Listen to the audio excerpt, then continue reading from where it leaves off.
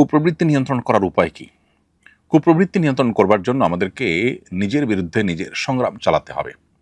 অর্থাৎ নিজের নফস বা আমার প্রবৃত্তি কোনো কিছু চাইলেই সেটা আমি করব, ব্যাপারটা সেরকম না। যদি সেটি নিষিদ্ধ হয়, হারাম হয়, তাহলে সেটা থেকে বেঁচে থাকার জন্য আত্মসংগ্রাম চালাতে হবে, মনের বিরুদ্ধে চলার চেষ্টা করতে হবে। এক্ষেত্রে আমাদের জন্য সবচেয়ে বড় বাধা হলো শয়তানের ওয়াসওয়াসা এবং শয়তানের ফাঁদগুলো।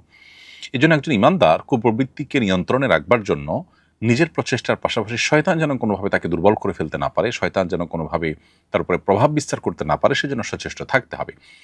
যে সমস্ত গুনাহগুলোর ব্যাপারে শরিয়া আমাদেরকে সতর্ক করেছে, কোরআন হাদিস আমাদেরকে সতর্ক করেছে, যে যে গুনাহগুলোর সাথে শয়তানের কোনোভাবে লিঙ্ক প্রমাণিত হয়, সেগুলো থেকে বেঁচে থাকার সর্বোচ্চ চেষ্টা করতে হবে। দৈনন্দিন জীবনে সুন্নাহর অনুসরণ এবং কোরআন হাদিস নিষিদ্ধ বিষয়গুলো থেকে বেঁচে থাকা, স্পেশালি আপনার মিউজিক, তারপরে আপনার হারাম উপার্জন, তারপর শয়তানের বিচরণ ক্ষেত্রগুলোতে বিচরণ বা শয়তানের নির্দেশিত পথে পথ চলা, এবং যৌনতা সংশ্লিষ্ট যে গুনাহগুলো আছে সেগুলোতে লিপ্ত হওয়া, বিকৃতিতে লিপ্ত হওয়া, এগুলো শয়তানের মাদাখেল বা শয়তান মানুষের ভিতরে প্রভাব বিস্তার করার যে উপায়গুলো আছে সেগুলোর মধ্যে থেকে অন্যতম। এই জন্য এই বিষয়গুলো থেকে বিশেষভাবে বেঁচে থাকার জন্য সচেষ্ট আমাদেরকে থাকতে হবে ইনশাআল্লাহ। তাহলে নিজের কুপ্রবৃত্তিকে আমরা নিয়ন্ত্রণ করতে পারবো। সেই সাথে আল্লাহ তাআলার কাছে দোয়া করতে হবে। নবী সাল্লাল্লাহু আলাইহি ওয়াসাল্লাম বিভিন্ন রকমের দোয়া আমাদেরকে শিখিয়েছেন।